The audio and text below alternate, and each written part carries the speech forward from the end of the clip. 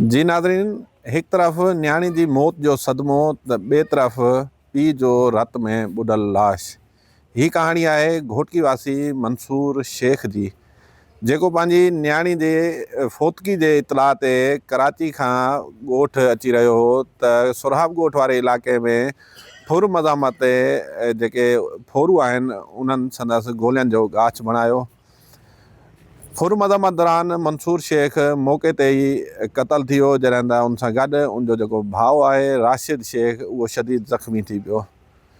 मंसूर शेख जी फोतकी जी इतलाह जॾहिं उनजे अभाणे ॻोठ वल्लू मार में पहुती त हर तरफ़ क़यामत बर्पा थी वई।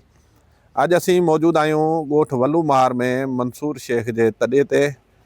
इन हवाले सां अचो त मंसूर शेख जे वारसनि सां ॻाल्हि ॿोल कयूं था त उहे छा था चवनि। नाज़रीन, हिन वक़्तु असां सां गॾु मक़तूल मंसूर शेख जा वालिद साहब मौजूदु आहिनि, उन्हनि सां ॻाल्हि ॿोल कंदासीं। चाचा, मंसूर छा कंदो हो कराची में? मंसूर बेकरी ते कमु कंदो हो, सेलमैन जेको जामे श्री बेकरी ते। तव्हांखे कॾहिं ख़बर लॻी जो वाक़ियो थी वियो आहे? उनजी नंढड़ी बीमार हुई हिते धीअ, पोइ हिते वरी फोत थी वई कल्ह राति। सुबुह जो हुनखे वरी इतलाह ॾिनो त सवेर थियो त बाबा हाणे फोत थी आहे, पंहिंजो नंढड़ी खे अची पंहिंजो दफ़नाइणो बि आहे, पंहिंजो अचो पंहिंजे हथनि सां। 4 महीना थी विया माना घर कोन आया। पोइ उन चयो हाणे आया पे त ओॾो रशकियार खणी आया हुन पंजाब अॾे ते लाहे हुन ते।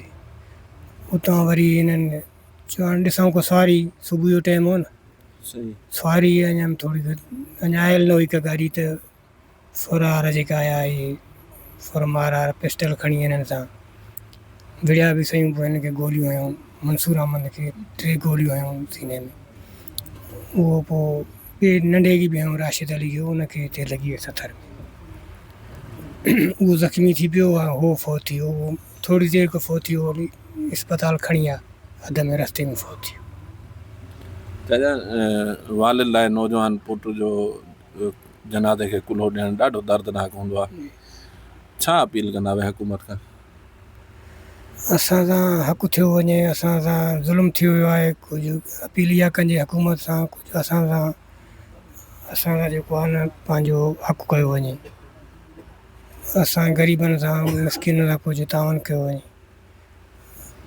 असां सफ़ा मिसकिन आहे, असांजो सहारो इहो हुयो कमाईंदड़, उहो बि वियो, पोइ ॿियो बि ज़ख़्मी थियो पिया, अस्पताल में दाख़िल आहे, उहो बि ग़रीब ऐं असां मिसकिन ऐं सफ़ा। असां सां कुझु हक़ु कयो वञे, उन ज़ालिमनि खे बि सज़ा ॾिनी वञे। भई भाइर चारा मासूम तो आया पे कमु कयूं, नंढड़ी हुनजी गुज़ारे वई, कुझु आया आहिनि त हिननि सां ज़ुल्म थी वियो, त गोलियूं हणी करे चारे खे शहीद कयूं, ॿिए खे ज़ख़्मी करे आहिनि। तमामु ॾिसो था ॾुखियो आहे।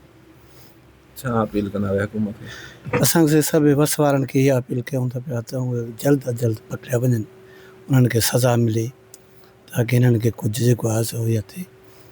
बाक़ी ॾाढो ज़ुल्म कयो अथनि से, ग़रीब वीचारा मासूम हुया, न हुननि जो को ॾोह न को इहो दहशतगर्दी, ईअं बसि रस्ते वेंदे गोलियूं अथनि ग़रीब, ॾाढो ॾुखियो।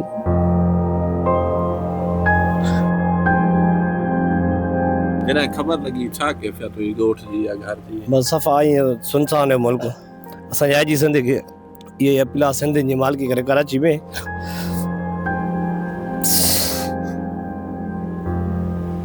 ॾाढो ॾुखियो कमु थी वियो आहे। बसि मंसूर सां आख़िरी टाइम कहिड़ी टाइम ॻाल्हि थी? असांजी 5:45 वॻे ॿिए ॿुधायो, उन ॿुधायो जॾहिं असांजा हितां जा वॾेरा सरदार ॿिया टिया कुझु करनि त हे छो वञनि कराची। हिते मिल आहे, पावर प्लाट आहे, OGDC आहे, हिते टोटल बलोचिस्तान जा बलोच कमु करंदा पिया। भुगटी सिंधियुनि खे माना डुकाए भॼंदा आहे। ॿुहारी वारी ड्यूटी बि सिंधियुनि खे कोन था ॾियनि। हिते जेको ई सिस्टम आहे सॼो माना वॾेरनि जो निज़ाम चकर आहे। बसि असांजे सरदारनि में जे सचाई हुजे त हे तो वञनि ई न, ॾाढनि सालनि जा 12 सालनि जा कराची में कमु करनि, सॼी हिननि जी माना हितां जी मिली भगत आहे। बसि जेको असां सां ज़ुल्म थियो आहे सुभाणे कंहिं ॿिए सां ग़रीब सां न थिए। इहे दहशतगर्द महाजर अॻवानी चाहे सिंधी बि हुजे, इन में सुञाण कंहिंजी बि कोन्हे। केर बि आहे धकु हई वञे थो, पुलिस बीठी आहे, रेंजर बीठी आहे, को कमु कोन थी करे उते, छो त हर को चवंदो आहे बर्दी बाहि में असां कोन ईंदासीं। हे ग़रीब पोरिया त हुया, पंहिंजो पोरियो कयो अचनि पिया। उन खां पोइ मुंहिंजी नंढड़ी फो थी वई। नंढड़ी जे जनाज़े जे लाइ पीउ ॿुधायो त भाउ तुंहिंजी धीअ फो थी वई आहे। उहा हिकिड़ी न्याणी हुयसि, उहा बि अलाह ॾे वई। त हे आया पे जीअं सुबुह जो 6 बजे तिन्हनि खे उते अची उन जिन खे गोलियूं हयूं। कराची पुलिस हिन महिल ते कुझु बि न कयो आहे। जे हिन महिल ते कुझु कराची पुलिस करे हा त असां ईअं कंहिंखे आवाज़ु न कयूं आहे, न कंहिंसां असां ॻाल्हायूं आहे, न असां सिंध हुकूमत जे बारे में चऊं आहे, न कंहिं सरदार जे बारे में चऊं आहे। सरदार हिते मोहम्मद बिश ख़ान सरदार जो भाउ आयो आहे बंगुल ख़ान, उहो बि आसरो बाबा हा तव्हांखे मां मिल में नौकिरी वठी ॾींदुसि, पर वठी ॾियण वारी ॻाल्हि कोन्हे। मंसूर खे हिकिड़ी बि न्याणी हुई, टोटल हिकिड़ी न्याणी हुई, जेकी उहा बि वफ़ात करे वई। पाण उते गोलियुनि जो शिकार बणिजी वियो, दहशतगर्दनि मारे छॾियो उन वीचारे खे 5 रुपए जे ख़ातिर।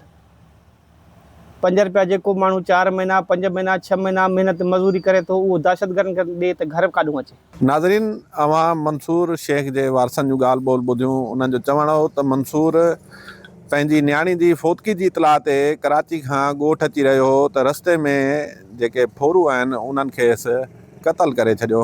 इन वाक़े बाद ॻोठ वल्लू महार समेत पूरे ज़िले में हिन वक़्तु सोग जी फिज़ा जेका आहे उहा छायल आहे।